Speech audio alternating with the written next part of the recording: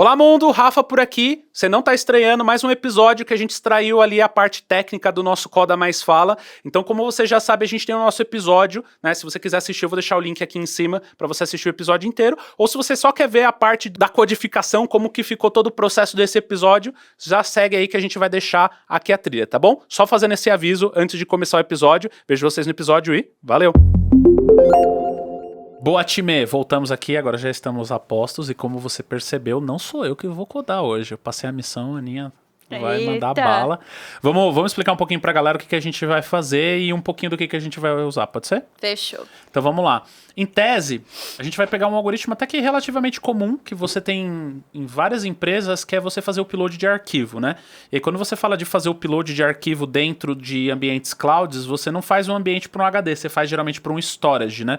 Então, a gente pegou um modelo simples, que é um upload de arquivo para um storage, só que a gente quer mostrar algumas coisas legais, porque, por exemplo, se a gente fosse fazer no S3, a gente ia ter que ensinar vocês a criar a conta da AWS, colocar cartão de crédito internacional, aí vocês iam reclamar com a gente que colocou cartão de crédito, entre outras coisas. Aí você ia ter que fazer a configuração de linha de comando, entre outras coisas. Então a Aninha trouxe uma solução que não precisa de nada disso e que faz o mesmo efeito, certo?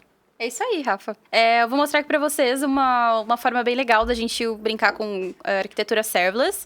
A arquitetura serverless, basicamente, uma das coisas que a galera mais critica é que você gasta sem ver e gasta o quanto você usa.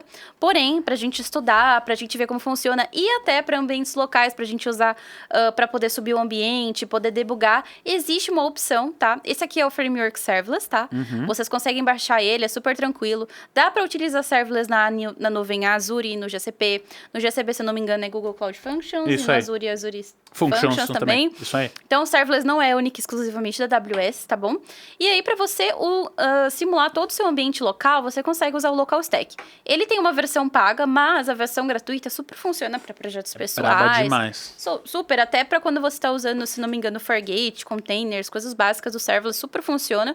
Então, para você que não quer ter o medo de cartão de crédito na AWS, quer brincar antes de começar a fazer especificamente na AWS num ambiente seu de algum projeto, usa o Local Stack, ele é bem legal. Então, eu vou estar utilizando essas duas tecnologias aqui. Qual que é a diferença entre você ter um container e um serverless pra galera que talvez possa estar se perguntando disso? Boa. Gente, serverless, na sua tradução, é sem servidor, tá? Então, tudo que a gente vai utilizar é a nuvem que vai prover pra gente, o provedor, supondo aqui da AWS, né? Ele que vai subir todas as máquinas, e no serverless o que a gente usa na nossa máquina, a gente só chama as funções que a gente precisa, e aí o nosso provedor de nuvem vai fazer tudo o que precisa. Num container especificamente, a gente precisa ter o DevOps, a gente precisa ter o container, o pod, a gente precisa ter toda essa manutenção, e a gente precisa estar monitorando isso também. Não que a AWS não monitore, mas a gente tem falando assim, não, eles estão fazendo lá, né? Um controle mais nosso, né? Exato. Lembra que a gente falou no episódio muito sobre a questão de produto, né? Então vamos tentar trazer um pouco a cabeça de olhar produto em vez de, né, só fazer o código. Então vou tentar resumir. Qual que é a diferença principal entre um container e efetivamente um serverless? Quando você tem um container, você tem que se preocupar com a subida do servidor de aplicação. Então você precisa subir um servidor de aplicação, ele precisa estar disponível numa porta e esse servidor de aplicação executa uma função. Beleza? Quando você vai para um serverless, você só provê a função e a AWS ou o cloud qualquer, ele provê o servidor e o endpoint. Então, no final das contas, não é você que se preocupa com o servidor. Eles falam serverless, mas no final das contas tem que ter um endpoint ali, né? Então, você precisa executar um endpoint de qualquer forma. Tá bom, Rafa, tá bom, Aninha, mas o que isso tem a ver com produto? Agora eu vou dar uma olhada, vou sair da camada tech e vou trazer uma orientação de produto. Quando a gente toma a decisão de arquitetura com relação a códigos, a gente precisa saber como que o cliente vai ganhar dinheiro com isso. Quanto que isso vai custar para o cliente e assim sucessivamente, como que a empresa vai ganhar dinheiro. Pensa comigo, quando você tem um container e o container fica disponível num servidor qualquer, ele tem que estar ligado 24/7, porque você não sabe quando que você vai receber uma requisição, né? Então, normalmente esses clouds, eles cobram pelo tempo que você ativo. Tá usando. Então, se você usou por 160 horas, você vai pagar o preço de 160 horas. Então, o custo é meio que mensal. Não é mensal, né? Por hora, mas ainda assim é mais ou menos isso. Quando você vai para o serverless, qualquer provedor, ele não te cobra efetivamente pelo tempo que tá de pé, porque quem controla se tá de pé ou não é o provedor. Então, ele te cobra por requisição. E é aí onde vem a mágica. Para quem tá começando uma startup, às vezes começar com 30, 50, 100 dólares pode matar o modelo de negócio. E aí você usa modelo serverless para você não precisar no começo ficar pagando por requisição. Se eu só tenho um usuário, eu só pago o derivado para um usuário. E se eu não me engano, na AWS o trial é 10 mil requisições gratuitas. Então, assim, é muito barato. E depois você paga uns centezinhos por requisição. Ah, então, Aninha, quer dizer que então agora eu só vou usar serverless? Não. Não, calma. Depende, né? Porque também pensa no efeito contrário. Pode ser que você tenha infinitas de milhares de milhões de requisições. E aí, lembra que cobra por requisição e não por tempo de execução? E aí você toma na cabeça. Então, por isso que é legal você entender. A gente falou muito disso no episódio antes de fazer, né? Quando que usa serverless? Quando você sabe que a quantidade de requisição é baixa, que vai ser mais barato que ter um container e que são alguns endpoints, não são infinitos. Sim, quando não é um serviço muito grande e tal. E por isso que é legal utilizar o local stack. Porque imagina que toda vez que você quer fazer você cria um novo endpoint, você quer testar ele, você vai lá e chama no ambiente de dev. Então é gasto, você tá toda hora gastando. Sim. Então você tem um ambiente local.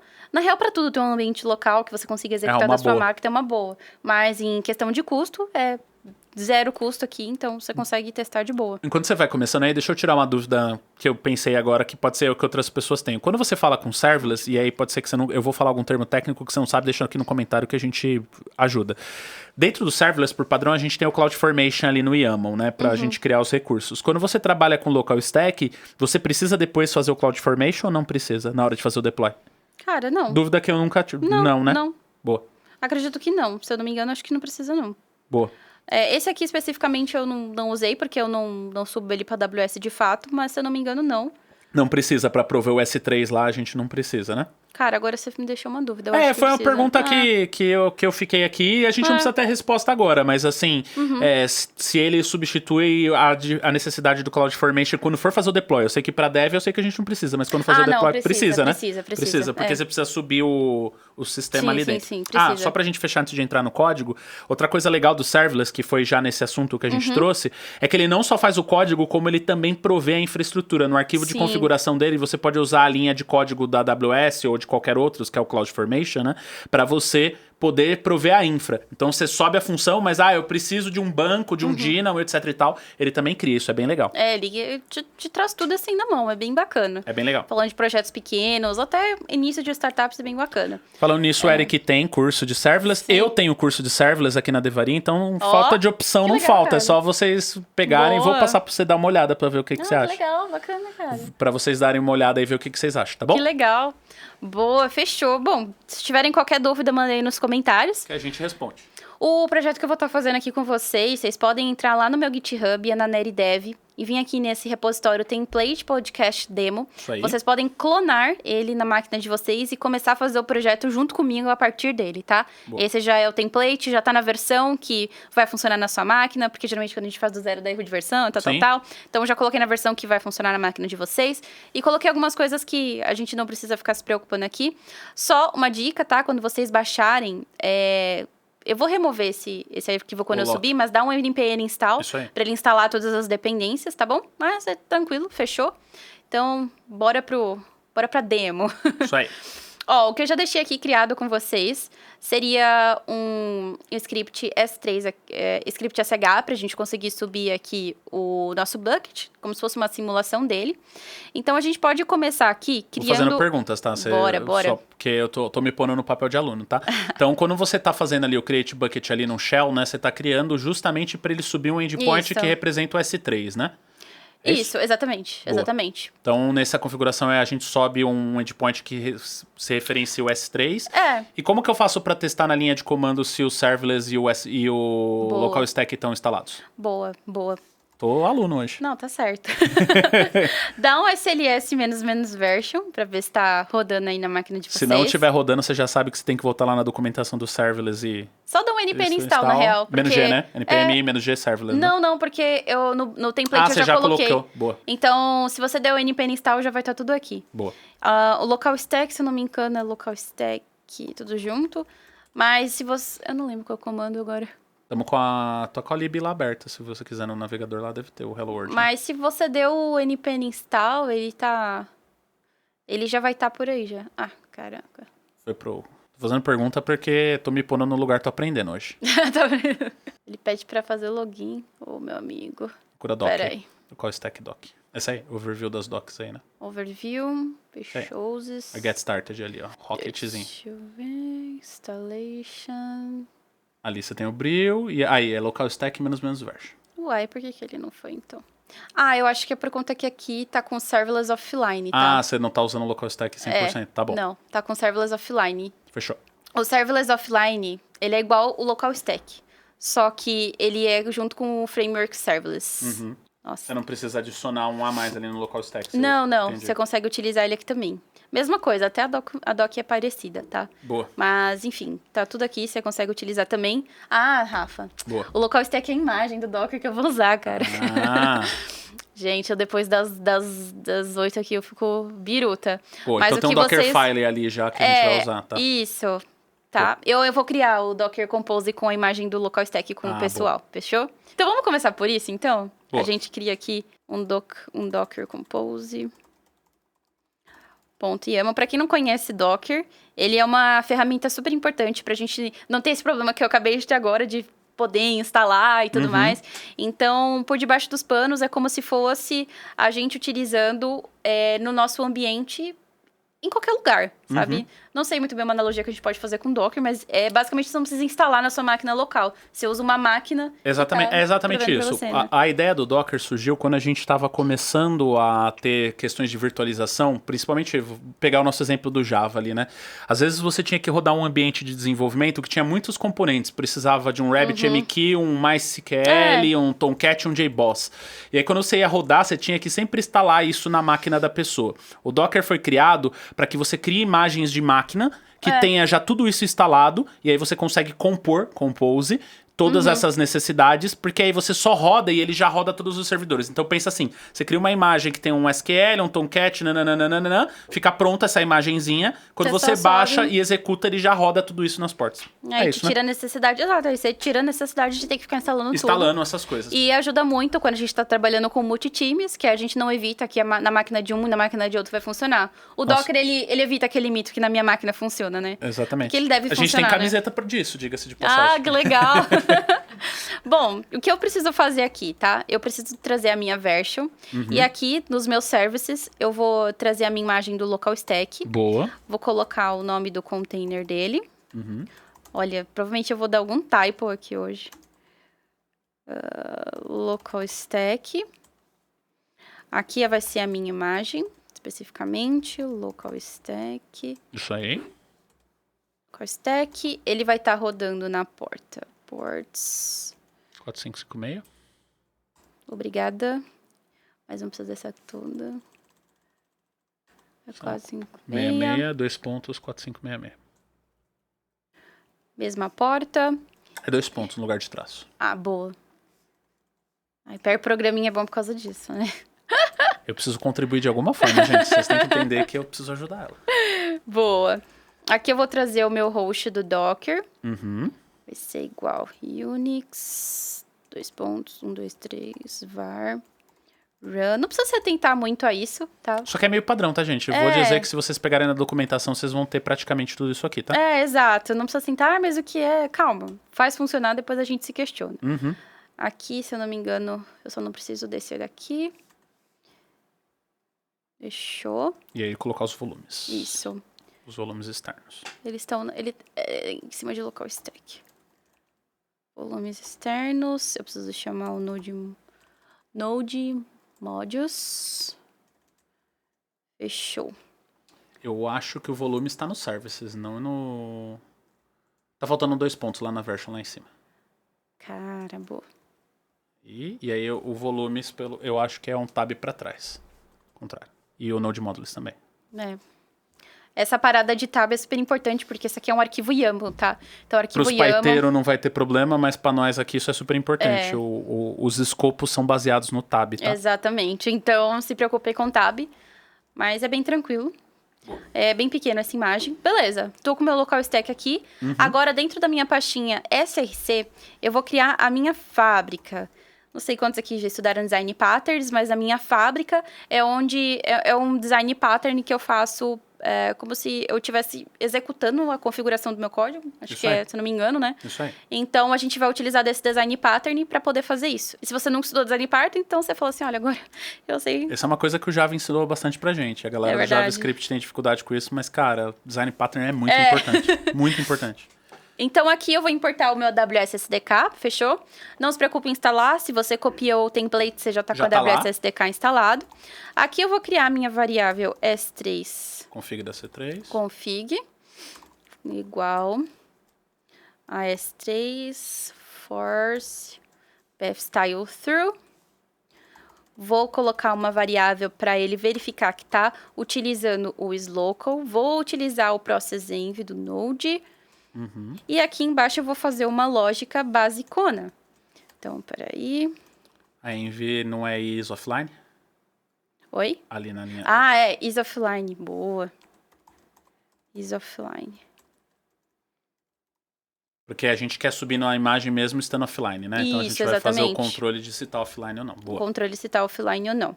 E aqui eu vou trazer a variável do meu host, novamente com o processenv do Node. Se ela é dentro do localhost ou localhost específico, né? Tomar uma decisão ternária ali, beleza. Deixa eu só colocar os... Fechou. E aí eu vou chamar o meu S3 config.endpoint. O Copilot ajuda a gente pra caramba. Copilot maravilhoso. Já tá aqui. Então, basicamente, ele dá um new aws.endpoint e chama o host especificamente que eu tô aqui setando do local stack na porta que ele vai rodar, a gente definiu lá no Docker lá. Isso, a porta que ele rodou no Docker. Aí aqui eu vou chamar o S3 new aws. Nossa. aws.s3 config. E por fim eu vou exportar essa função para eu conseguir usar ela na minha outra etapa de código. Fechou?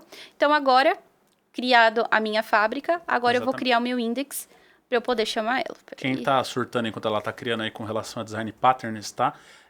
Pensa qual que é o objetivo de uma fábrica. Ela produz alguma coisa, né? E nesse caso, na programação, a gente está produzindo os recursos que a gente precisa. Então, a gente está produzindo o recurso do S3 que a gente precisa, tá? Exatamente. Geralmente os design patterns, o nome dele já fala basicamente essa é a graça o que ele do faz. design pattern. Você olha o nome do arquivo, você olha o pattern dele e você já sabe para que serve aquele arquivo. Tem o factory, o builder, e se você traduz eles, eles DTO, fazem exatamente... DAO, controller, tudo isso são design patterns super úteis. Bom, aqui eu vou chamar o useStrict. Para quem não sabe por que serve o useStrict. Boa. Do JavaScript. Isso aí. É o CommonJS ou do... Esse é do JS. Isso daí é para que a gente não aceite na hora de execução lá uma inserção de código em tempo de execução, tá? Boa, perfeito. Bom, vai ser... Aqui eu vou fazer o meu import também. Eu vou chamar o meu S3 que está dentro do meu factory. Ou seja, a gente está importando a factory. Isso. Por que é importante? Olha aqui, gente. Eu vou dar uma sacada muito legal. Por que é importante você ter as factories aqui? Por que o código, o design pattern do que a Aninha está usando é tão legal? Pensa que você hoje está usando a AWS. Amanhã você vai usar, sei lá, você vai usar GCP ou Blue Ocean. Já pensou se você instanciasse o S3 em todos os lugares do código que você usa? Aí tá lascado. Na hora de um refactor. Agora aqui do jeito que ela fez, se precisar trocar, é um arquivo de modificação. Ela vai lá na factory e só muda. Inclusive a variável pode continuar chamando S3. Exatamente. Ela só muda a produção lá. Então, só muda o olha miolo, como o design né? pattern faz com que a gente tenha uma manutenabilidade melhor, né? Exatamente. E aqui... A gente vai fazer a função mesmo lambda, né? Isso. A execução do lambda. Eu vou chamar ela de main, tá? Então, esse nomezinho aqui é o nome da função que eu vou estar chamando no meu arquivo serverless mais pra frente. É o nome que a gente quer dar pra função pra referenciar lá no YAML, né? Isso. Aqui eu criei o meu evento. Vou criar uma variável chamada allBuckets. E ela vai estar esperando uma lista de buckets com uma promise. E vou dar um console.log pra ele mostrar... Vou colocar aqui os buckets que foram encontrados. Faltou um N, então, pra ser found. Nossa. Vou. Ficou found. E aí, o que ele vai retornar aqui pra mim? Opa. Bom, precisa retornar um status, né? O status code de algo que deu certo é 200. E ele vai retornar um corpo dessa requisição. O JSON Stringify é para deixar o JSON mais bonitinho no momento que a gente for querer ver. Então, ele vai trazer todos os buckets. Peraí que tá só diferente que aqui tá dentro de um. Você tá usando o Stringify diferente, com que volta o objeto ali dentro dele, isso aí. All buckets. E aí você pode devolver o canal de... O canal, isso. E se tem um espaço, isso aí. E se tem um espaço, exatamente.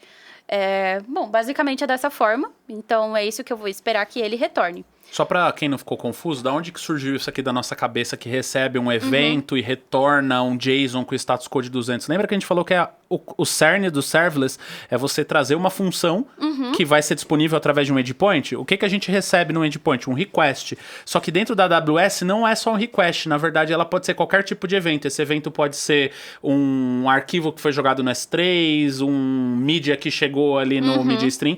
Então, em vez de ele chamar de request, ele chama de eventos. Então, dado um evento, a gente vai fazer alguma coisa, e aí, como é uma requisição, a gente precisa devolver. O que a gente costuma devolver? O status code, que é o HTTP ali, né? O status HTTP e o body do que a gente devolve. Então, é quase uma requisição HTTP aqui, se vocês forem olhar, tá? Exatamente. Bom, tudo certo. Ana, como que a gente consegue exportar e tal? Lembrando, a gente está trabalhando com serverless. No momento que eu crio a minha função, eu preciso chamar ela no meu arquivo para que o serverless consiga entender que lá tem alguma coisa serverless para ser... Exatamente, precisa criar o projeto do serverless em si. Isso. Ele é bem simples, é só dar um serverless YAML. Se é YAML, então é a mesma parada. A gente precisa se preocupar com as tabs. Então, aqui, eu preciso nomear o meu serviço. Esse é o nome dele dentro do cloud, né? Ele vai ser sempre identificado em todos os lugares, CloudWatch, etc e tal, vai estar utilizando esse nome. Você pode colocar qualquer nome, que você colocar batata, coloca. Eu gosto do abacaxi, eu sempre falo quando a galera, quando quer colocar aqui, colocar abacaxi, coloca. Aqui, eu vou colocar o meu provider. Então... É aí onde você define o cloud, tá, gente? Isso. Então, tipo, se você vai usar AWS, você vai usar Blue Ocean e etc e tal. Exatamente. Runtime, então eu quero falar o runtime que vai estar rodando. Então, aqui eu especifico a minha versão do Node. Fica até difícil programar com o Copilot sugerindo tudo, né? Às vezes ele sugere uns bagulho nada a ver, né? Aí dá um pouco de raiva. Depois... já foi o tempo de desabilitar ele, esqueci. Não, é bonito demais. A gente que já digitou tudo isso na mão, cara, isso... Aqui eu vou colocar o ambiente que ele vai estar rodando. Então, como ele não vai estar rodando especificamente na AWS, vai ser o localhost. Então, eu preciso colocar o localhost. Aqui eu preciso trazer o caminho da variável dele. Então, aqui vai ser env. Ou seja, ele vai procurar nas variáveis de ambiente lá no arquivo de env se tem isso. Se não tiver... Só para vocês entenderem essa parte da escrita, é como se fosse um operador ternário dentro do serverless. Ele faz assim, eu quero setar uma variável que chama local stack host. Eu vou procurar nas minhas envs, se tiver ela, eu seto ela, se não, eu pego o localhost, tá? É um ternáriozinho aqui que você faz dentro do YAML, tá? Exatamente. E o YAML são as permissões que eu vou dar para esse meu bucket, para o que eu vou estar rodando. Então, ele tem um padrão básico, que é role statements. O effect vai ser o que eu vou estar permitindo para ele. E a ação é o que eu vou colocar a ação especificamente. Se eu quero que ele só liste, se eu quero que ele apenas busque. No meu caso, eu quero que o meu S3 liste todos os buckets. Então, vai ser list all my buckets. Fechou?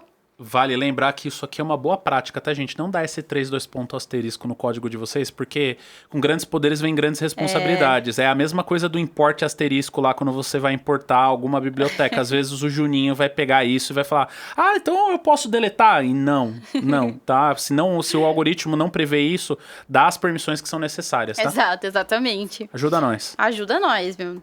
Bom, aqui nos plugins, eu vou colocar o framework que vai estar rolando aqui. Que é o offline, né? Isso, eu vou estar usando o serverless offline por debaixo dos panos. Não é o local stack, porque a gente está usando a imagem para fazer isso.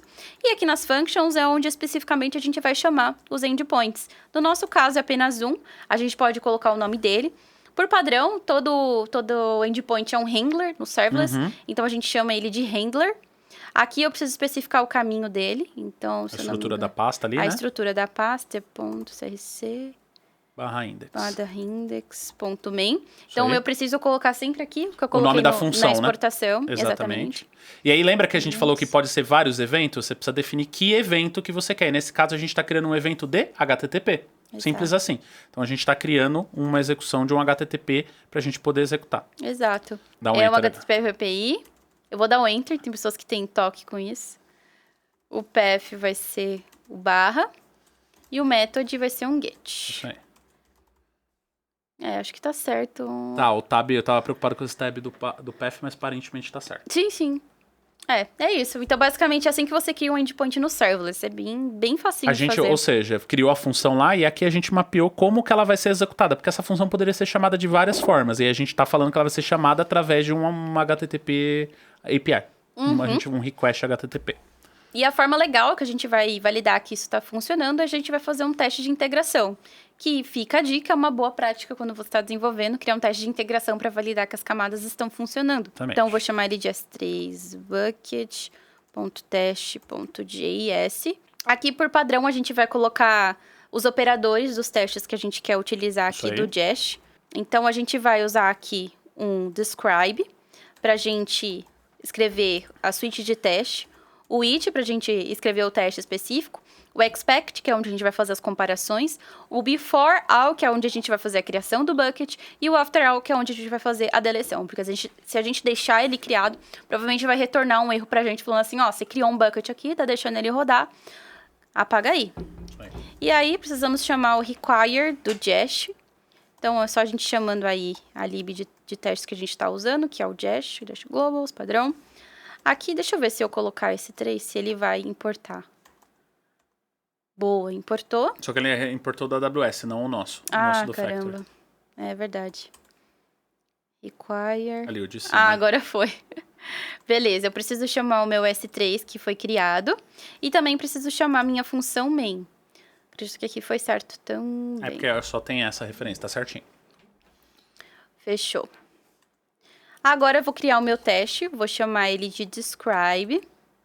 Vou deixar como S3 bucket, mas pode ser teste em bucket e etc e tal. Ele vai ser uma função main. List, 2 pontos. Acho que faltou aqui. Isso aí. E aqui dentro que vai ir os meus testes vai fazer o teste, agora Isso. A gente começa a brincar aí com os testes, né? Isso.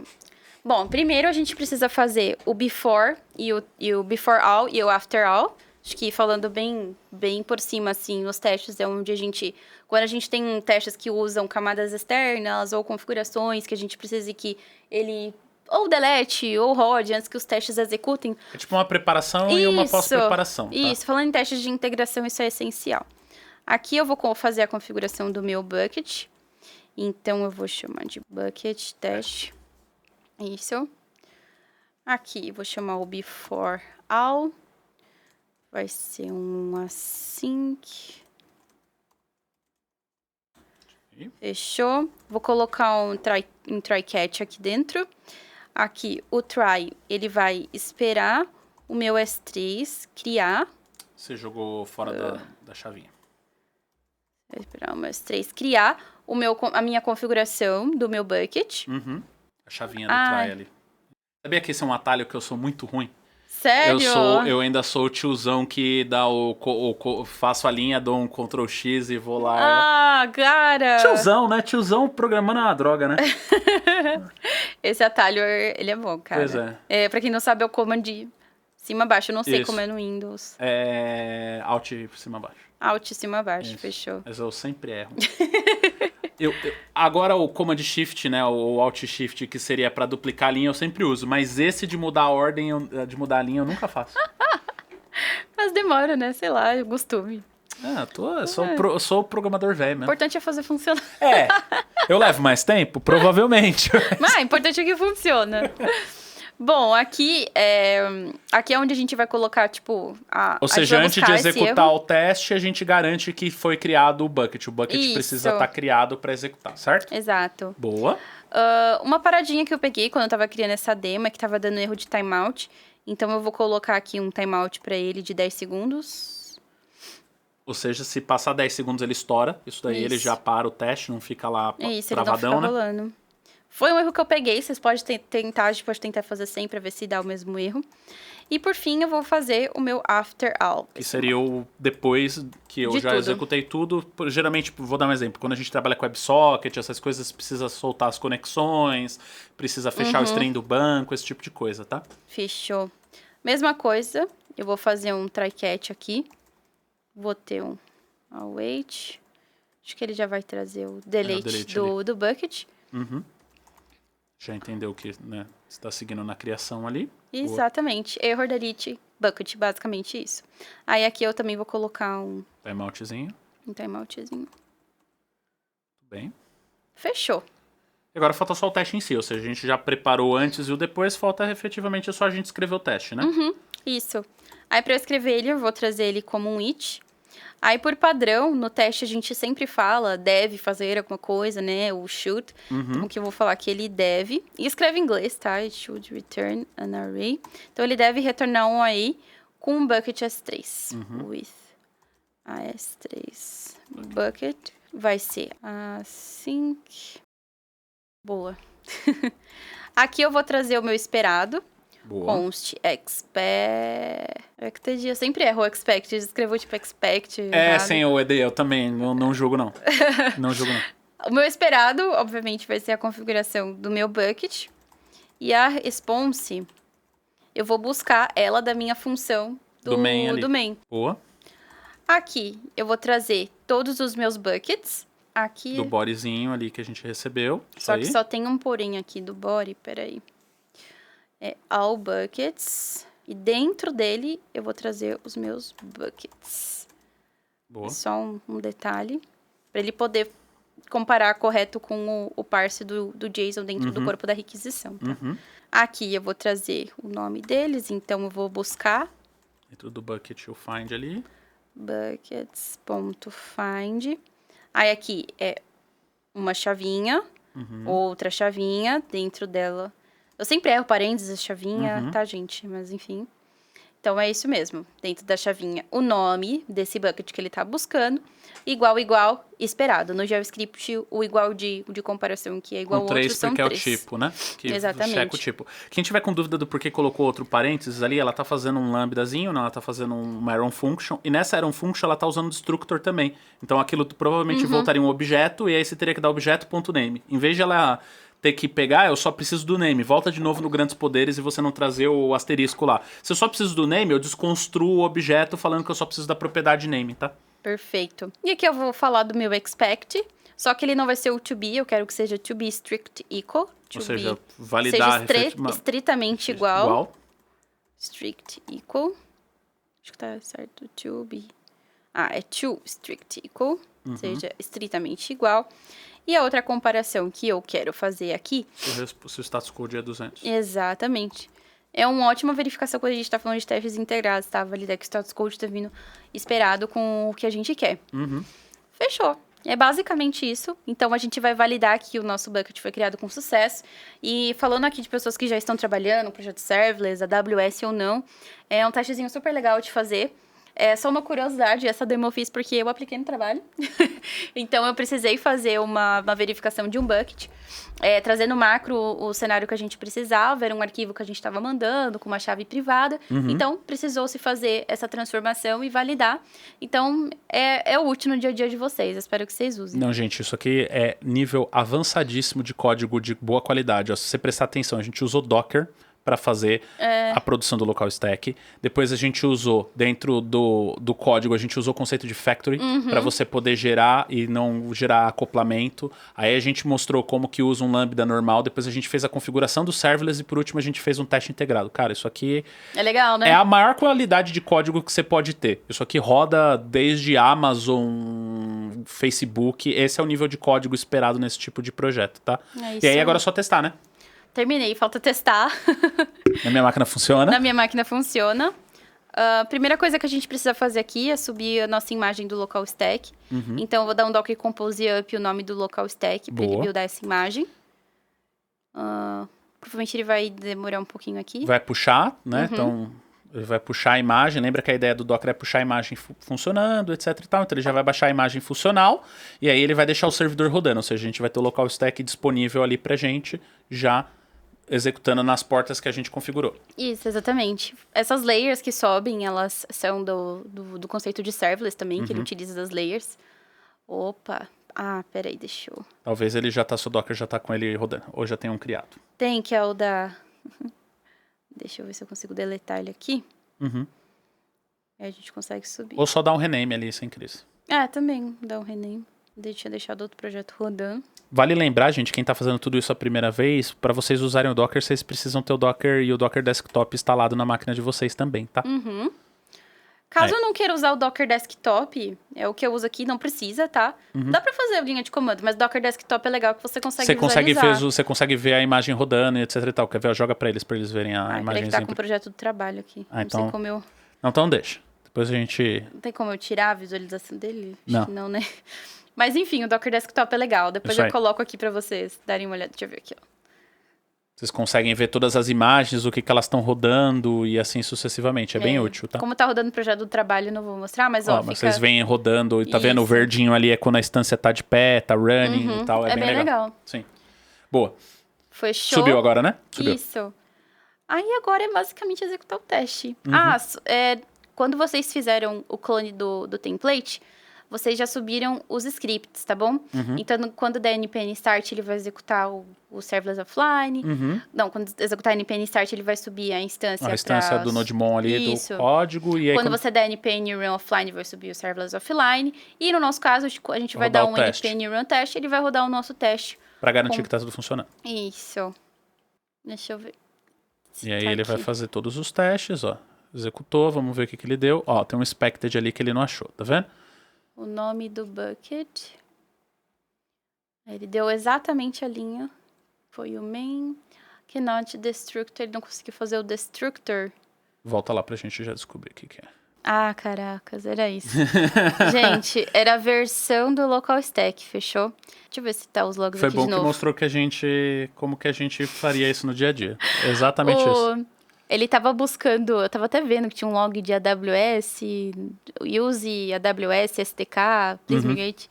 Então, coloquem a versão 1.0.4 que eu acabei esquecendo. É isso, fechou, funcionou. Mas, ó, só pra recapitular, foi legal a gente pegar, porque a gente mostrou um pouco de debug, né? Então, mostrou um pouquinho como que a gente resolve. Foi legal a galera ver dois parrudos aqui. Pior que eu esqueci que eu tenho uma extensão aqui do debug. Sim. Então, eu dava nem pra ir usei... rodando, né? Do próprio Jest. Então, dava pra rodar aqui. E vendo o que aí tava. Ele dá um run debug, aí eu coloco o debug Jest, os invest code Jest, e aí ele ia rodar também. É uma outra forma dica. legal, bacana. Mas aí, olha que legal. Criamos ali um upload com teste, com endpoint. Vocês conseguem testar. Se quiser subir o servidor e testar num Postman da vida, consegue. Tudo funcionando e já sem usar ali toda a estrutura da AWS. Muito bom, hein, Aninha? Boa. Você subiu a régua aqui, você me deu trabalho, hein? Ralei. Aquilo que eu fiz com o Eric ficou fichinha a parte disso aqui, cara. Ralamos. Não, eu vou falar, Eric, você, por favor, traga mais dificuldade, porque... A gente ficou aqui debugando, né? Esse negocinho de mãozinha que a gente fez lá no navegador, pelo amor de Deus, viu? Beleza, galera? Espero que vocês tenham gostado. De novo, sigam a Aninha, ela é incrível, os posts que ela faz e todo o baixo que ela toca. E, além de tudo, toda a família dela é bem legal. Se você curtiu, já dá um joinha, manda pra galera. Vemos no próximo Coda. E é nóis. Isso, tchau, galera. Valeu.